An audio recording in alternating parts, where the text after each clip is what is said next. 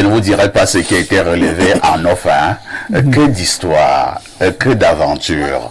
Contentez-vous de l'instant de l'analyse. Et ce matin, nous posons le problème de la corruption au Cameroun. Cameroun, où en est-on avec la lutte contre la corruption? Nous passons d'abord la parole à Biloa ici. Biloa ici, vous travaillez sur le phénomène de la corruption depuis de très longues années. Avez-vous l'impression que, pour le cas du Cameroun, la lutte porte des fruits? Je démarre par le fait que nous avons été formés. J'ai une attestation d'expert en technique de lutte contre la corruption. Du programme Choc. Je crois que vous en avez connaissance. On connaît bien le programme Choc. Voilà. Après cette formation, nous attendons à ce que on nous mette au travail. Mais moi, par exemple, j'ai entendu l'histoire de la CONAC comme tout le monde.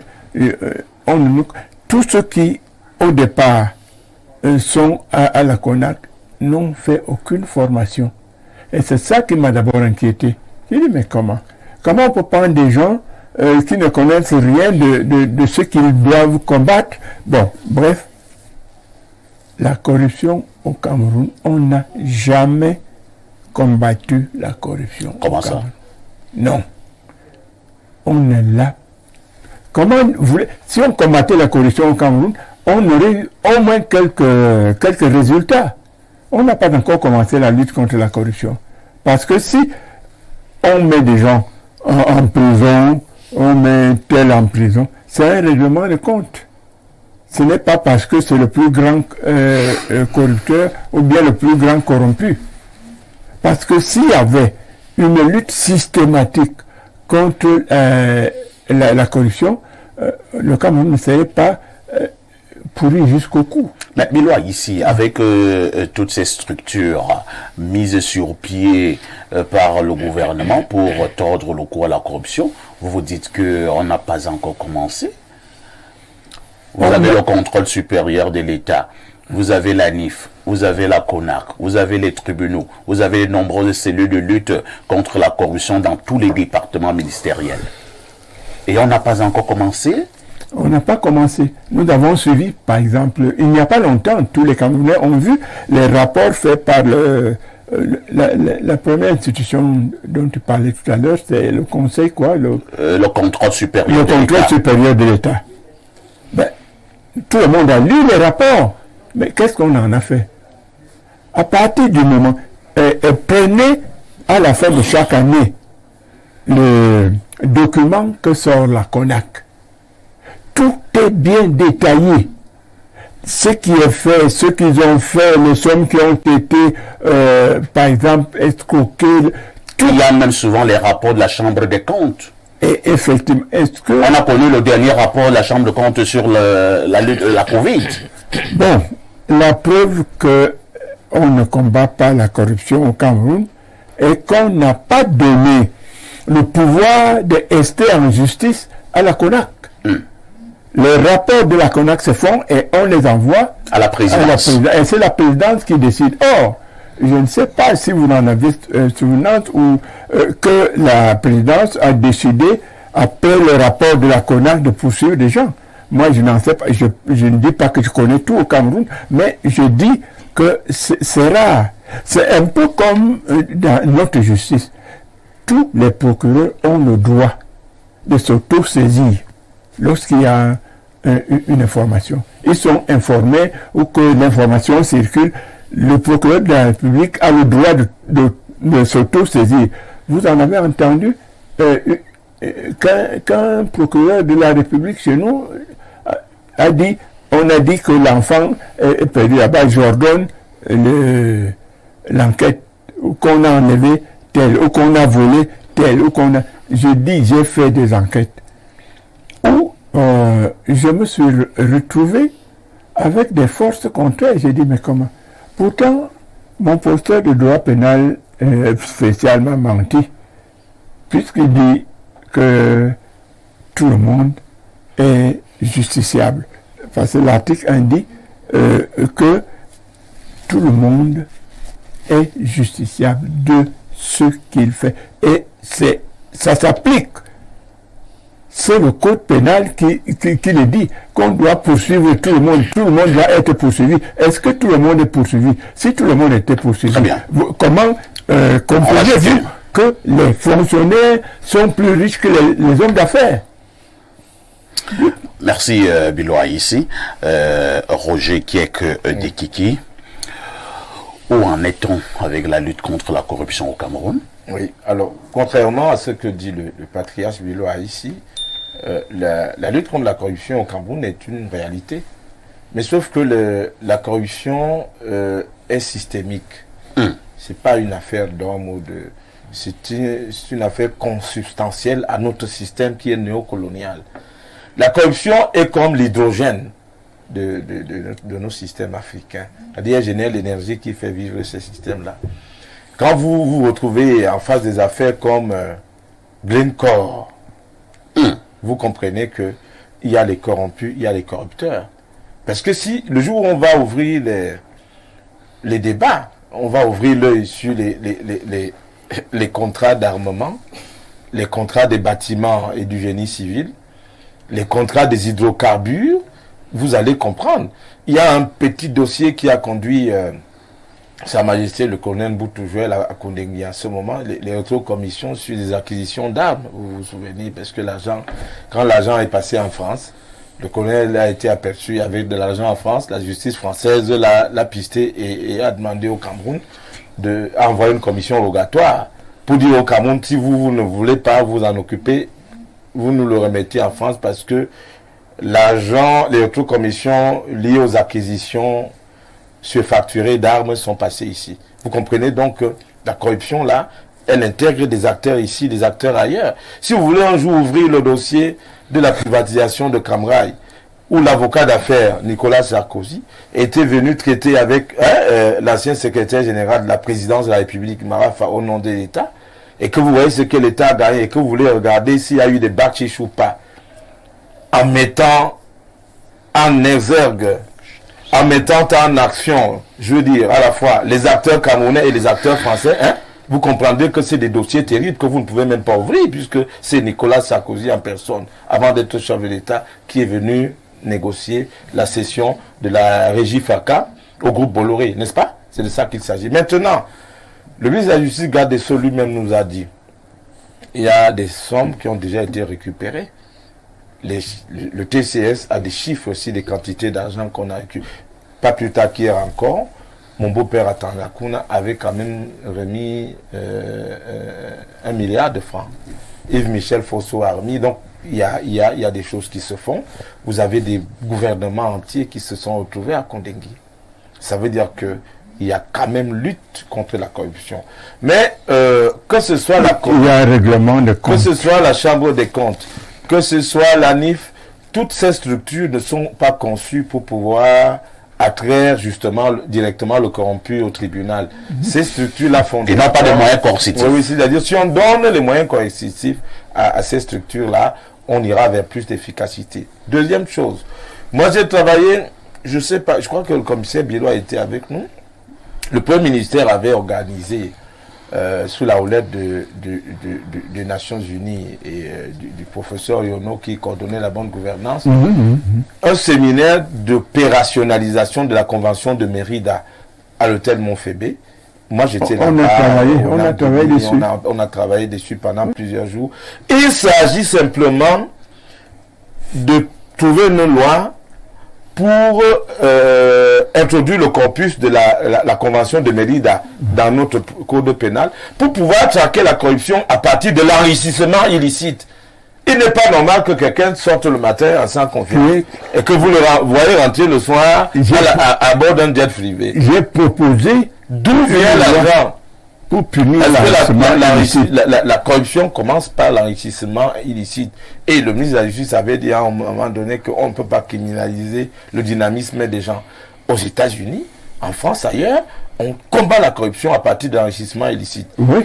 Pour terminer, je dirais que, comme j'ai dit que c'est consubstantiel, parce que ça commence par une dérive morale, comme vous avez dit tout à l'heure, on aliène la signature, on aliène le poste de responsabilité pour avoir telle ou telle chose. Très bien. Comme c'est consubstantiel le système, je pense que le chef du système, qui est le président de la République, sait qu'on ne combat pas ces choses-là par décret.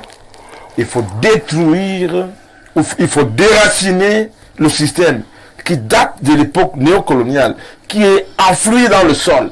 Le déraciner pour que les générations de demain puissent vivre un environnement complètement aseptisé. Parce que le système néocolonial, vous parliez tout à l'heure de la corruption sexuelle et morale, le système néocolonial ne peut être que porteur de corruption. Au Nigeria, depuis la semaine dernière, les populations sont dans la rue pour contester la corruption et le modèle de gouvernance du président Tinubu, qui donne des contrats inexpliqués aux firmes internationales en ne luttant pas contre le coût de la vie des Nigériens. Très bien. Vous allez trouver cela au Nigeria, vous allez trouver cela en Côte d'Ivoire. Le système néocolonial n'est que porteur de corruption parce que la corruption est l'énergie qui permet à ce type de système de se maintenir. C'est une question de processus. On combat la corruption, on la combat pas suffisamment, mais je crois qu'un jour nous aurons les capacités et les moyens de déraciner un système qui est enfoui dans le sol.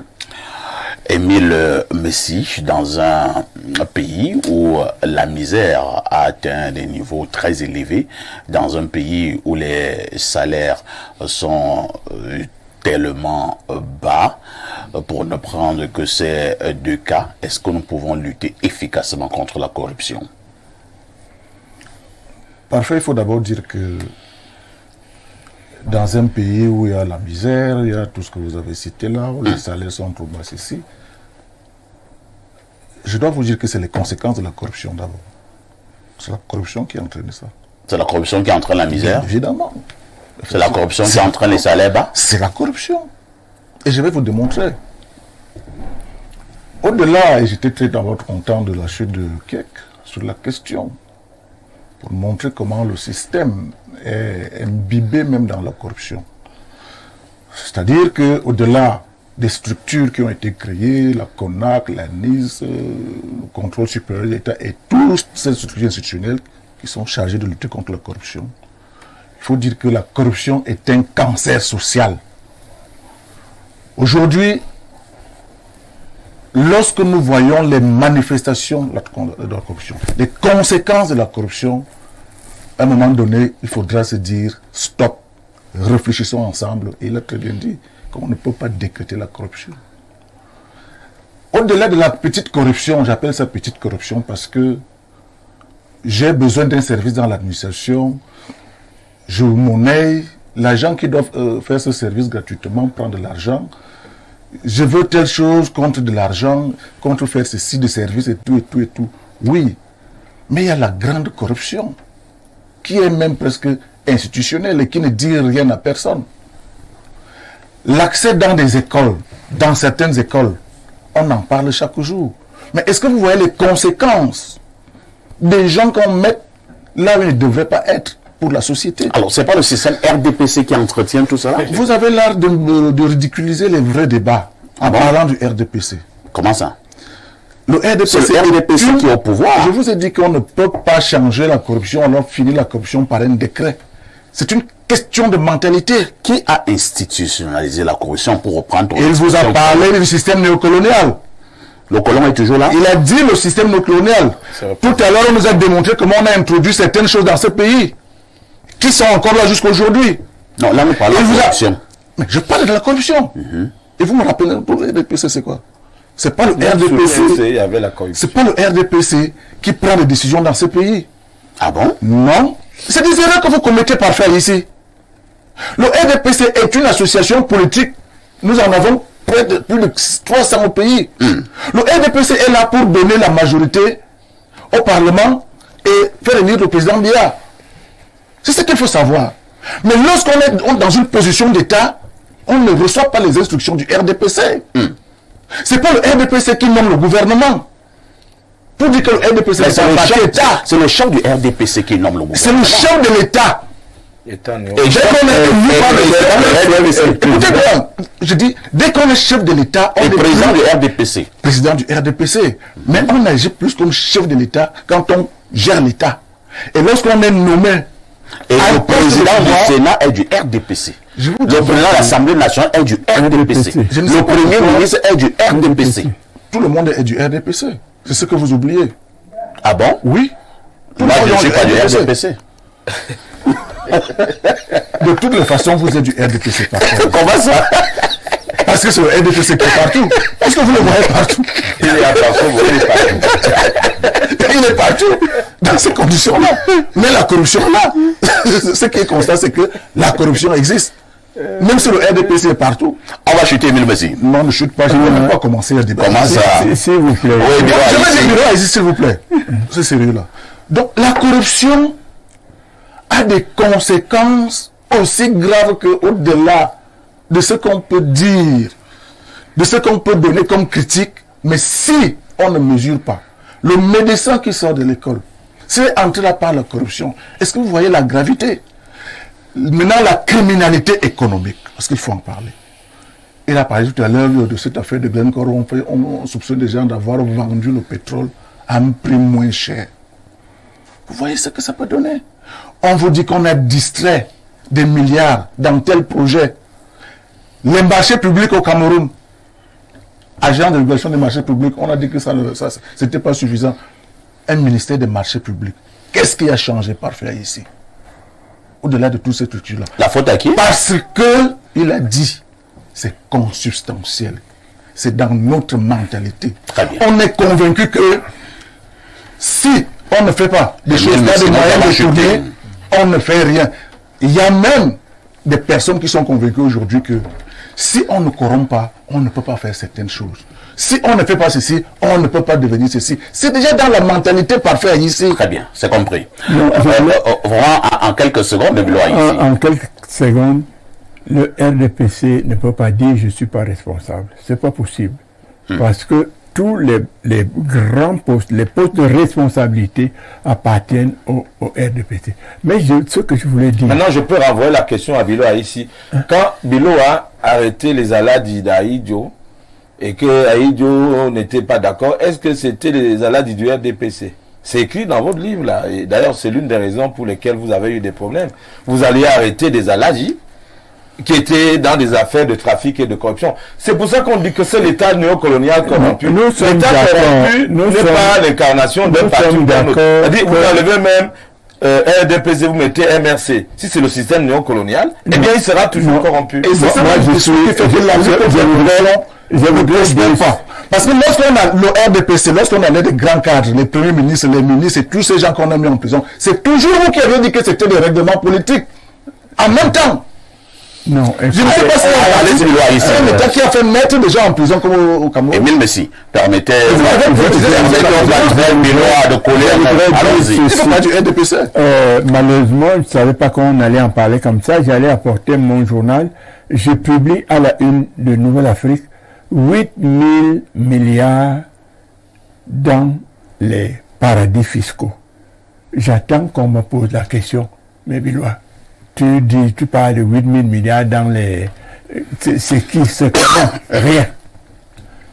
Je prends ma plume. Je dis que Michel Foucault est le plus grand voleur de ce pays. Voici comment il fait. Il prend, quand il est à la tête de la caméra, il vous dit, il amène un document de quelqu'un qui lui dit, écoute, comme la caméra a des problèmes, on vous donne de l'argent que vous allez rendre. Et il dit oui. Le type, la personne ou l'institution ou l'organisme lui donne soi-disant, par exemple, 800 millions. Et le même jour, monsieur Foucault prend de la caisse de la caméra 800 millions pour rendre l'argent que la caméra a emprunté. J'ai publié les documents, on n'a rien fait, je les ai jusqu'à présent. Alors, vous voulez me dire, à partir de ce moment, qu'on lutte contre la corruption, quand je dis qu'il y a un règlement de compte, le règlement de compte n'est pas simplement au niveau de la politique, c'est aussi au niveau des sectes. Ah bon? Oui. Les sectes interviennent également dans la lutte contre la corruption au Cameroun? Non. Les sectes interviennent grandement. Comment ça? De quelle manière? De la manière suivante. Moi, je suis franc-maçon. Toi, tu es chrétien. L'autre est opus déiste et machin. C'est comme ça que nous luttons. Nous voulons par exemple, avoir le pouvoir au Cameroun, il faut que ce soit les francs-maçons de telle loge. Et si vous n'êtes pas dedans, à ce moment, on trouve que vous avez commis une erreur qui est punissable. Bon, on vous envoie en prison. Mais on fait croire qu'on a fait ça parce qu'on lutte contre la corruption. Est-ce que vous n'exagérez pas la Biloa ici? Je n'exagère pas. C'est parce que nous ne devons pas dire un certain nombre de choses. À la télé. À la télé, je n'exagère pas. Parce que si vous êtes de la même loge, lorsque vous commettez une faute, on ne vous poursuit pas parce que vous avez signé que il y a entraide entre fraternes. Alors, comment voulez-vous qu'on puisse combattre la corruption dans ces conditions-là? Très bien. C'est que lorsque celui-ci est à la loge A, l'autre est à la loge B. Mais regardez comment ça s'est passé au Vatican. Le Vatican, aujourd'hui, est en l'air parce que c'est toujours la guerre des loges à l'intérieur du Vatican. C'est un problème systémique, c'est une question de système. Oui, effectivement, c'est un problème de néolibéralisme. C'est compris Biloa ici. Donc, Pierre Blériot, mec, Émile Messi, vous défendez le RDPC, c'est de votre droit. De vous démontrer. Biloa ici, à la fin de ce régime, à l'ère du bilan, lorsqu'on fera le bilan de M. Paul Biya, est-ce que l'aspect sur la lutte contre la corruption ne sera pas l'un des problèmes que le président de la République n'a pas réussi à résoudre au Cameroun? Oui. Bon, mais le parfait ici, je l'ai souvent dit et je reste cohérent là-dessus, il n'y a rien qu'on appelle la corruption. Il n'y a pas une chose comme ça qu'on appelle la corruption. Non. Si on organise un concours et vous êtes quelqu'un de sérieux, vous envoyez votre enfant compétir, à la fin vous vous rendez compte que le concours n'était qu'une farce. Les gens ont d'autres mécanismes de sélection et que le concours n'est qu'une farce. Qu'est-ce que vous faites? Vous adaptez. Soit vous rentrez dans cette façon de faire, vous cherchez donc à comprendre comment on accède. Parce que le concours, lui, quelquefois, on ne corrige pas. C'est des individus qui ont estimé qu'il ne fallait pas suivre la règle première et créer de nouvelles règles qui sont à la faveur d'un groupe. Il y a donc des corrompus et des corrupteurs. Vous poursuivez une hydre. La corruption, elle ne se trouve nulle part. Oui. C'est nous. Nous avons un deuxième système, celui de l'enrichissement, pas illicite, mais soudain. Nous avons accepté que, sans avoir travaillé et sans cause, un individu pouvait avoir beaucoup d'argent. Et on pouvait le féliciter de cela. Facilité. Non, on ne sait pas comment, en un clin d'œil, un individu est devenu milliardaire. Et on l'en félicite. On l'appelle président. On l'appelle président. Qui lutte contre la corruption? Nous applaudissons ces gens individus. Dès que vous devenez riche, vous n'avez plus à justifier l'origine de votre argent parce que tout le monde passe plus de temps à vous applaudir. Ce n'est pas le problème du RDPC, c'est le problème d'une orientation de toute une société qui a été vampirisée. Oui, vous entendrez des gens dire on va acheter tel concours à notre enfant. Quand il sera là-bas, il va rembourser l'argent. Mais son salaire, c'est 300 000. Il va rembourser l'argent. On a acheté un concours à 20 millions. Comment va-t-il faire pour rembourser l'argent? C'est que nous, toute la société valide une façon de faire. Ce qui va se passer lorsqu'on en aura marre, parce qu'on en a déjà marre, nous-mêmes, nous allons reconstituer notre société. Je dis à certaines personnes qui courent derrière certains concours aujourd'hui que faites attention. Ces structures ne donneront plus d'argent que vous croyez. Vous avez des corps de métier au Cameroun, est-ce qu'il faut qu'on les cite, où les gens vont s'engouffrer, mais c'est la même école. Et ils savent qu'ils seront riches. Si demain vous n'êtes plus riche dans ces corps de métier, vous allez faire comment? Dans ce pays, on a connu des salaires de 700 000 pour des enseignants de lycée. Les gens couraient et faisaient ces concours. Aujourd'hui, vous voyez encore les gens courir pour faire ces concours. Non. Quand vous serez demain dans un corps de métier où vous ne pouvez pas voler, vous-même, vous n'allez plus payer pour entrer dans ces écoles. Mais ce n'est pas... Ce n'est pas une affaire qui va se résoudre par la décision d'un homme. C'est nous-mêmes qui allons décider de changer Les notre grandes nations orientation. sont passées par là. Lisons encore quelques messages de téléspectateurs. Bonjour, Monsieur Parfait ici. Mes respects pour tout ce que tu fais. Je souhaiterais savoir où se trouve Info TV pour vous rencontrer. J'ai une dénonciation à faire. C'est Vanessa de la Carrière. Vanessa, Info TV située à la descente Effoulane, à côté de la gendarmerie. Autre message ce jour. Alors, bonjour Espace Miné, que Émile Messi nous dise ce que son champion Paul Biya fait pour lutter contre l'enrichissement illicite. Autre préoccupation, bonjour Perfecto, en l'état actuel des choses, la corruption ne peut pas baisser, pour ne pas dire finir au Cameroun. Presque la totalité de nos dirigeants y sont plongés. Ce qu'on a envoyé en prison sont ceux qui, à un moment donné, n'ont plus voulu danser au rythme du régime actuel. Pour que la corruption baisse, on doit arrêter systématiquement tous ces dirigeants méchants à partir du sommet de l'État, geler tous leurs biens jusqu'au cuir de leur cuisine. Ensuite, les condamner à une prison à vie. Comme ça, ça fera peur aux autres. D'accord. Autre préoccupation. Bonjour, grand. Ce monsieur est un blagueur. Tout est du RDPC. Hein. Il filme Émile Messi. Il m'envoie. Il dit que ce monsieur est un blagueur. Autre message. Bonjour, Espace Miné. Concernant le thème du jour, je suis un peu perdu. Chaque fois qu'il y a ce thème sur la table, j'ai comme impression que même les professeurs agrégés d'université confondent corruption et détournement. D'où ma question. Le détournement est-il aussi une forme de corruption? Merci de m'éclairer, s'il vous plaît.